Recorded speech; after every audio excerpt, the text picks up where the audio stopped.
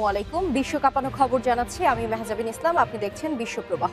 যুক্তরাষ্ট্রের সঙ্গে সংলাপে বসতে রাজি ভেনেজুয়েলা। মিয়ানমারে প্রতিরোধ বাহিনীর হামলায় ৪০ সেনা নিহত। নেতানিয়াহুকে ফেরাউনের সঙ্গে তুলনা করলেন এরদোয়ান।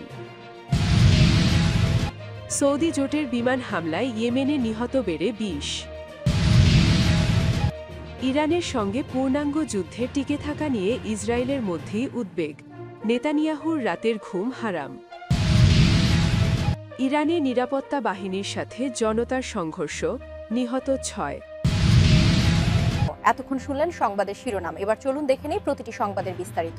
যুক্তরাষ্ট্রের সঙ্গে সংলাপে বসতে রাজি ভেনেজুয়েলা। ভেনেজুয়েলার প্রেসিডেন্ট নিকোলাস মাদুরো জানিয়েছেন, মাদক পাচার এবং তেলের বিষয়ে যুক্তরাষ্ট্রের সঙ্গে আলোচনায় বসতে তিনি প্রস্তুত। তিনি বলেন, যুক্তরাষ্ট্র চাইলে যেখানেই হোক যখনই হোক সংলাপে বসতে রাজি আছি। মাদুরো তার সরকারের বিরুদ্ধে যুক্তরাষ্ট্রের চাপ বাড়ার মধ্যে ভেনেজুয়েলার রাষ্ট্রীয় টেলিভিশনে সাক্ষাৎকারে এসব কথা জানান। তবে যুক্তরাষ্ট্রের প্রেসিডেন্ট ট্রাম্পের একটি দাবি নিয়ে প্রশ্ন এড়িয়ে যান মাদুরো। ট্রাম্পের দাবির মধ্যে ছিল যুক্তরাষ্ট্র ভেনেজুয়েলায় একটি নোঙর সুবিধা ডকিং ফ্যাসিলিটি লক্ষ্য করে হামলা চালিয়েছে, যা সিআইএ পরিচালনা করে বলে খবর পাওয়া যায়। খবর সিএনএনের। বিবিসি জানিয়েছে, মাদুরো এমন সময় সংলাপে প্রস্তুত থাকার কথা বলেছেন যখন মার্কিন বাহিনী গত ৩ মাস ধরে ক্যারিবীয় এবং পূর্ব প্রশান্ত মহাসাগরীয় এলাকায় মাদক পাচারের সন্দেহে বিভিন্ন নৌযানকে লক্ষ্য করেছে। ট্রাম্প প্রশাসনের ঘোষিত মাদক বিরোধী যুদ্ধের অংশ হিসেবে ৩০টিরও বেশি নৌযান লক্ষ্যবস্তু হয়েছে। আন্তর্জাতিক সীমানায় ২রা সেপ্টেম্বর প্রথম নৌযানকে হামলার পর এসব অভিযানে ১১০ জনেরও বেশি নিহত হয়েছেন। সর্বশেষ হামলাটি বুধবার ঘটে, যেখানে মাদক বহন করার অভিযোগে ২টি নৌযানে আঘাত হানা হয়। মার্কিন সামরিক বাহিনীর তথ্য অনুযায়ী নৌযান দুটিতে থাকা ৫ জন নিহত হন। ট্রাম্প দাবি করেছেন, হামলায় একটি বড় বিস্ফোরণ ঘটেছে এবং এই অভিযানে ভেনেজুয়েলার একটি ডক এলাকায় নৌযান ছিল যা মাদক বহনের সঙ্গে যুক্ত ছিল।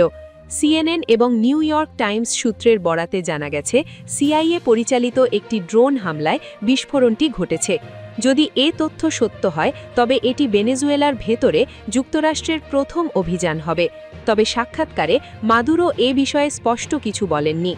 হামলাটি নিশ্চিত বা অস্বীকার করতে চাইলে তিনি বলেন, এটি এমন একটি বিষয় যা নিয়ে হয়তো আমরা কয়েকদিনের মধ্যে আলোচনা করতে পারি।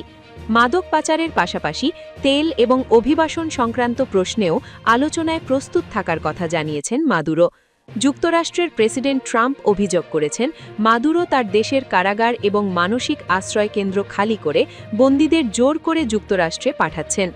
যুক্তরাষ্ট্র ভেনেজুয়েলায় প্রবেশ এবং বের হওয়া নিষিদ্ধ তেলবাহী ট্যাঙ্কার নিয়েও কঠোর ব্যবস্থা গ্রহণ করছে। মিয়ানমারে প্রতিরোধ বাহিনীর হামলায় ৪০ সেনা নিহত।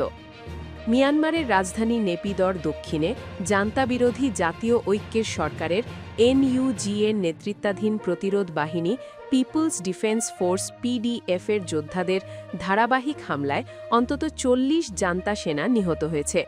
প্রতিরোধ বাহিনীর বরাতে এই খবর জানিয়েছে স্থানীয় সংবাদ মাধ্যম মিয়ানমার নাও। প্রতিবেদন মতে, প্রথম ধাপের নির্বাচনের দুদিন পর গত মঙ্গলবার ৩০ ডিসেম্বর স্থানীয় সময় সকালে নেপিদর দক্ষিণে বাগো অঞ্চলে সিত্তাং নদীর পূর্ব ও পশ্চিমে জান্তার অবস্থান লক্ষ্য করে সমন্বিত আক্রমণ পিডিএফ সদস্যরা। নির্বাচনের কয়েকদিন আগে রাজধানী নেপিদর দক্ষিণে অবস্থিত একই এলাকায় আক্রমণ শুরু করে পিডিএফ। তারই ধারাবাহিকতায় এসব হামলা চালানো হয়। প্রথম আক্রমণটি সকাল ৭টা ৩০ দিকে ঘটে।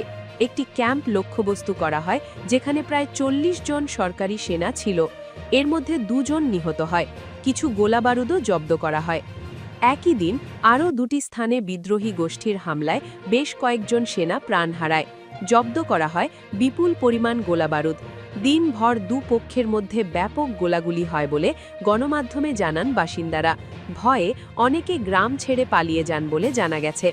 মিয়ানমারে গত রোববার ২৮ ডিসেম্বর জাতীয় নির্বাচনের প্রথম ধাপের ভোট গ্রহণ করা হয়। ২০২১ সালে রক্তাক্ষতী অভ্যুত্থানের মাধ্যমে গণতন্ত্রপন্থী নেত্রী অং সান সু চি সরকারকে ক্ষমতাচ্যুত করে ক্ষমতা দখল করে জান্তা সরকার। প্রায় 4 বছর পর এই সরকারের নেতৃত্বে জাতীয় নির্বাচন অনুষ্ঠিত হচ্ছে। প্রথম ধাপের জাতীয় নির্বাচনে জয় দাবি করেছে জান্তাপন্থী প্রভাবশালী রাজনৈতিক দল union solidarity and development party তথা ইউএসডিপি। এদিকে ফাঁকা ভোট কেন্দ্রে বন্দুকের ভয়ে নাগরিকরা ভোট দিয়েছেন বলে অভিযোগ মানবাধিকার সংস্থাগুলোর।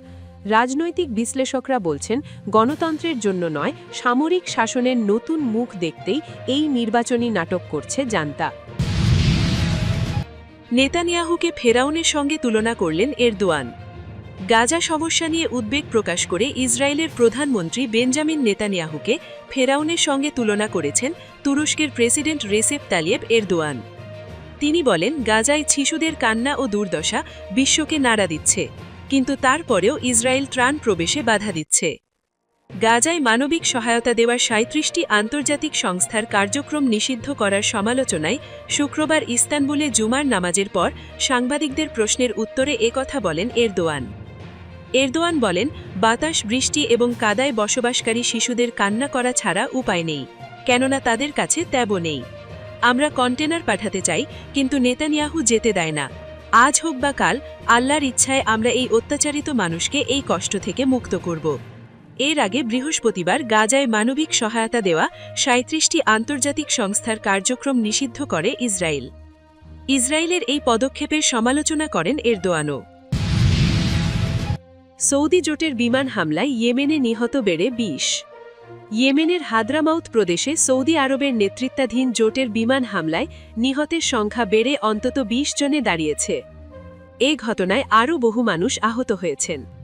শনিবার ৩ জানুয়ারি বার্তা সংস্থা এএফপির বরাতে এ তথ্য দিয়েছে আল জাজিরা।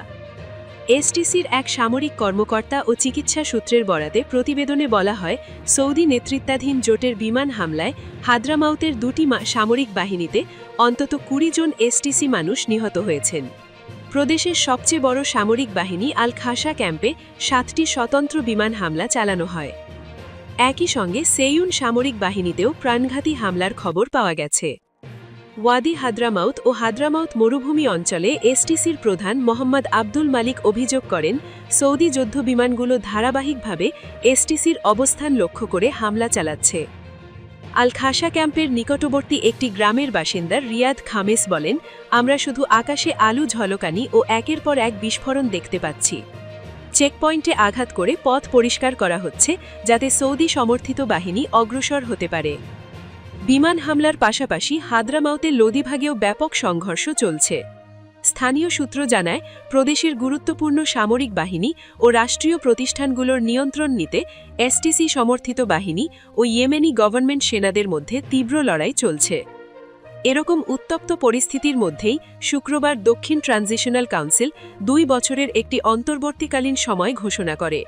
এ সময় তারা ইয়েমেনের দক্ষিণাঞ্চল শাসন করবে এবং পরবর্তীতে দক্ষিণ ইয়েমেনের স্বাধীনতা প্রশ্নে গণভোট আয়োজনের ঘোষণা দেয়। উল্লেখ্য, ২০১৪ সাল থেকে গৃহযুদ্ধে জর্জরিত ইয়েমেনে হুথি বিদ্রোহীরা রাজধানী সানা সহ উত্তরাঞ্চলের বিস্তীর্ণ অঞ্চল দখল করলে ২০১৫ সালে সৌদি নেতৃত্বাধীন জোট সামরিক হস্তক্ষেপ শুরু করে। ২০১৭ সালে সংযুক্ত আরব আমিরাতের পৃষ্ঠপোষকতায় গঠিত দক্ষিণ ট্রানজিশনাল কাউন্সিল দক্ষিণ ইয়েমেনের স্বায়ত্তশাসন ও স্বাধীনতার দাবিতে আন্দোলন চালিয়ে আসছে। ইরানের সঙ্গে পূর্ণাঙ্গ যুদ্ধে টিকে থাকা নিয়ে ইসরায়েলের মধ্যেই উদ্বেগ। ইরানের সঙ্গে পূর্ণাঙ্গ যুদ্ধে নিজেদের আকাশ প্রতিরক্ষা সক্ষমতা নিয়ে খোদ ইসরায়েলের অভ্যন্তরে চরম উদ্বেগ তৈরি হয়েছে। বিশেষত যুক্তরাষ্ট্রের প্রতিরক্ষা ব্যবস্থার ওপর অতি নির্ভরশীলতা এবং নিজস্ব ইন্টারসেপ্টর ক্ষেপণাস্ত্রের মজুদ নিয়ে শঙ্কিত দেশটির নিরাপত্তা বিশ্লেষকরা। ইসরায়েলি সংবাদ মাধ্যম দ্য টাইমস অফ ইসরায়েলের এক প্রতিবেদনের বরাতে মিডল ইস্ট মনিটর জানায়, ইরানের বর্তমান ক্ষেপণাস্ত্র শক্তিমত্তা গত বছরের জুনে হওয়া ১২ দিনের সংঘাতের তুলনায় বহুগুণ শক্তিশালী এবং আধুনিক। তেহরান গত কয়েক বছরে তাদের ক্ষেপণাস্ত্র ভাণ্ডার পুনরুদ্ধার এবং আধুনিকায়নের কাজ দ্রুত গতিতে সম্পন্ন করেছে। সাম্প্রতিক সংঘাতগুলোতে ইরানের পূর্ণ শক্তির বহিঃপ্রকাশ না ঘটলেও ইসরায়েলি প্রতিরক্ষা ব্যবস্থার সীমাবদ্ধতাগুলো স্পষ্ট হয়ে উঠেছে। ইরান থেকে ছোড়া ক্ষেপণাস্ত্র প্রতিহত করতে যে পরিমাণ ইন্টারসেপ্টর প্রয়োজন, তার তীব্র সংকটে আছে ইসরায়েল। দেশটি ও তার প্রধান মিত্র যুক্তরাষ্ট্র বর্তমানে এই ইন্টারসেপ্টর উৎপাদন প্রক্রিয়া কিছুটা ধীর গতির আছে। ইসরায়েলি নিরাপত্তা মহলের একটা বড় অংশ মনে করছে মার্কিন প্রতিরক্ষা ব্যবস্থার ওপর অধিক নির্ভরশীলতা যুদ্ধের ময়দানে হিতে বিপরীত হতে পারে। দীর্ঘমেয়াদী যুদ্ধে এই সরবরাহ ব্যবস্থা সচল রাখা বড় চ্যালেঞ্জ হয়ে দাঁড়িয়েছে। বিশেষজ্ঞরা সতর্ক করে দিয়ে বলেছেন, ইরানের ক্ষেপণাস্ত্র প্রযুক্তির উন্নয়ন এবং ইন্টারসেপ্টরের স্বল্পতা পরবর্তী যুদ্ধের ধরনকে আমূল বদলে দিতে পারে, যেখানে আকাশ প্রতিরক্ষা ব্যবস্থার চেয়ে ইরানের আঘাত হানার সক্ষমতা বেশি কার্যকর প্রমাণিত হওয়ার ঝুঁকি রয়েছে। ইরানের নিরাপত্তা বাহিনীর সাথে জনতার সংঘর্ষ, নিহত 6। ইরানের বার্তা সংস্থা ফার্স জানায়, চাহারমাহাল ও বাখতিয়ারি প্রদেশের লোরদেগান শহরের সংঘর্ষে 2 জন এবং পাশের লোরেস্তান প্রদেশের আজনা শহরে 3 জন নিহত হয়েছেন। ইরানের রাজধানী তেহরানে বৃহস্পতিবার 1 জানুয়ারি নিরাপত্তা বাহিনীর সাথে জনতার সংঘর্ষে 6 জন নিহত হয়েছেন। উচ্চ মূল্যস্ফীতি ও অর্থনৈতিক স্থবিরতার প্রতিবাদে শুরু হওয়া এ আন্দোলনে এটি প্রথম প্রাণহানির ঘটনা। ইরানের বার্তা সংস্থা ফার্স জানায়, চাহারমাহাল ও বাখতিয়ারি প্রদেশের লোরদেগান শহরের সংঘর্ষে 2 জন এবং পাশের লোরেস্তান প্রদেশের আজনা শহরে 3 জন নিহত হয়েছেন। লোরদেগানে উত্তেজিত বিক্ষোভকারীরা গভর্নরের কার্যালয়, মসজিদ ও ব্যাংক সহ বিভিন্ন প্রশাসনিক ভবনে পাথর নিক্ষেপ করলে পুলিশ টিয়ার গ্যাস ছোড়ে। সংস্থাটি আরও জানায়, ভবনগুলো ব্যাপক ক্ষতিগ্রস্ত হয়েছে। পুলিশ সেখান থেকে বেশ কয়েকজনকে উস্কানিদাতা হিসেবে গ্রেপ্তার করেছে। অন্যদিকে আজনা শহরে বিক্ষোভের সুযোগ নিয়ে একটি থানায় হামলা চালানো হয়েছে। এর আগে রাষ্ট্রীয় টেলিভিশনে বলা হয়, পশ্চিমাঞ্চলের কুহদাসদের রাতের সংঘর্ষে নিরাপত্তা বাহিনীর 1 সদস্য নিহত হয়েছেন। লোরেস্তান প্রদেশের উপগভর্নর সাইদ পোর আলী জানান, 21 বছর বয়সী ওই বাসিজ সদস্য জনশৃঙ্খলা রক্ষার সময় বিক্ষোভকারীদের হাতে নিহত হন। বাসিজ ইরানের বিপ্লবী গার্ড বাহিনীর সাথে যুক্ত একটি স্বেচ্ছাসেবী অর্ধসামরিক বাহিনী। কুহদাসদের বিক্ষোভে পাথর নিক্ষেপের ঘটনায় নিরাপত্তা বাহিনীর কমপক্ষে 13 জন আহত হয়েছেন। বার্তা সংস্থা তাসনিম জানায়, তেহরানে জনশৃঙ্খলা ভঙ্গের অভিযোগে গতরাতে গোয়েন্দা এবং নিরাপত্তা বাহিনী 30 জনকে গ্রেপ্তার করেছে। গত রোববার এ বিক্ষোভ শুরু হয়েছে। ব্যবসায়ীরা দোকানপাট বন্ধ রেখে ধর্মঘট শুরু করলে তা দ্রুত দেশের বিভিন্ন অঞ্চলে ছড়িয়ে পড়ে।